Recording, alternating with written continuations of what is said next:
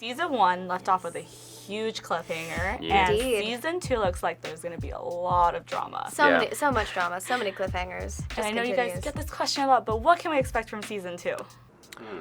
To reveal those things that Right. were hanging off the cliff of Season 1. You can expect more cliffhangers and more tension. A lot. Drama, horror, Changes. blood, heartbreak.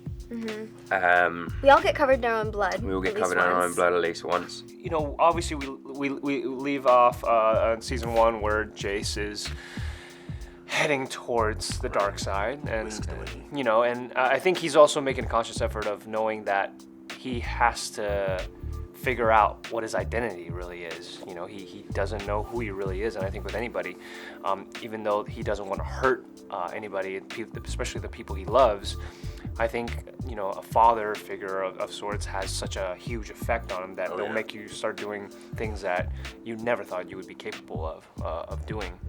Yeah, it's a lot this year. It's pretty heavy stuff. We're kind of taking a page out of like HBO or AMC's book and really like going for it this year, which I think is exciting. It's nice that Freeform and Netflix are letting us go so far with the sort of stuff and the kind of tonality of the show. And it's also nice because now that we've established the world and these characters and the basic relationships, we can delve into more. We can delve deeper into each of the characters and into their backstories and their familial relationships and sort of what makes each person who they are and why. Covered in fluff from my jacket. And Shadowhunters has a huge fandom, especially since there was like a movie and Yeah. there's books.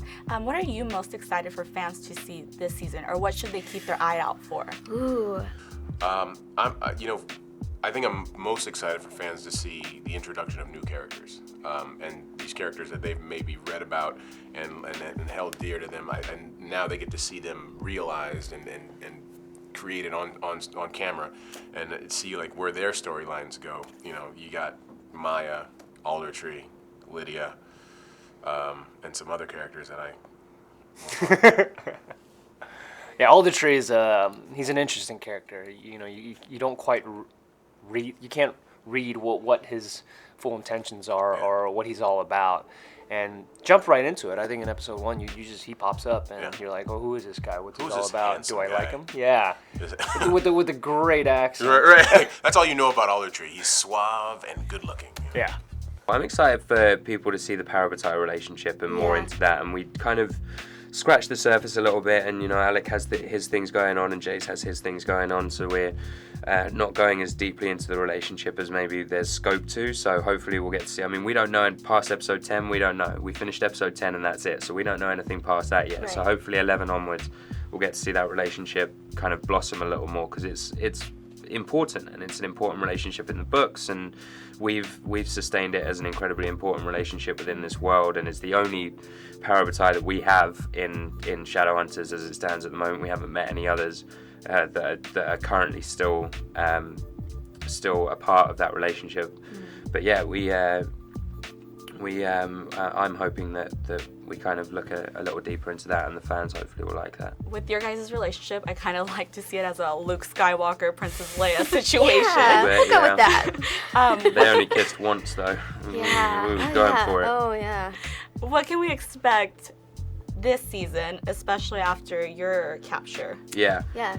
Well, that's interesting as well. It's not been described as a capture before, because we don't know why Jace went. He left. He chose to go with Valentine, so we don't know why he's gone yet. But I think as it stands at the moment, especially through episode 10, the relationship is kind of put on the back burner. Like they've accepted the fact that they're brother and sister to a certain extent, and are also dealing with the feelings that they had and they were experiencing with each other, but there are more important things going on in this world than that relationship right now. So I think it's important for both Jace and Clary that they focus on the apocalypse. The bigger is the issues word at we're hand. looking for, the apocalypse. The impending apocalypse. But I mean, for Clary in particular, the fact that Jace is gone and the fact that Jace is sort of in Valentine's clutches is a huge driving force for her. Because not only did Jace find out that Clary was his sister, but he found out that Valentine's his father. And Clary is the only other person that understands what that does to a person, and the sort of doubt and the questioning that can cause. For now. For now. But she's desperate to get to him because she knows she can help him through that the way he helped her through that. And as I seen from your Instagram, it seems like this show takes a lot of training and a lot of special effects. It does, yeah. What goes into a show like this? This is what you can expect. But it'd be 1,000 times better. Right. And faster and like well rehearsed and choreographed. It's been a lot of fun this year because we all have more skills than we did when we We started the worked show a lot last harder year. with an incredibly talented stunt team who Amazing are team. supporting us 100%, and they work very hard with us, and they want to work with us. They want to push us harder and faster. We really only scratched the surface of what our ability is and how that transgresses into what our characters can do and what we can make it look like they can do on screen. I think off the bat in this episode 1, you see Jace and Valentine. Oh wow, yeah. Kind of go at it, he and gets- I think from even the weapons and how they're activated and how it's used. And we have a new stunt choreographer, Darren McGuire, he's excellent, and Amazing. he likes to point with us. When Yeah, he says, he he doesn't say over there. Yeah, he he points kicks with- and points over like there. because he can put it way up. And the special effects, man. Yeah, the special effects are awesome. Philippe and his team are amazing. They really he's there every day on set to make sure that what we're doing will match. Instead of just us saying, he'll tell us well, it's probably gonna look like this because you moved in this way. Instead of us just turning on the TV and going oh, so that's what that looks like. Interesting. Yeah, it's very similar to green screen, working on green screen. When you have to have an imagination, but it helps to have someone there to guide you to have that imagination.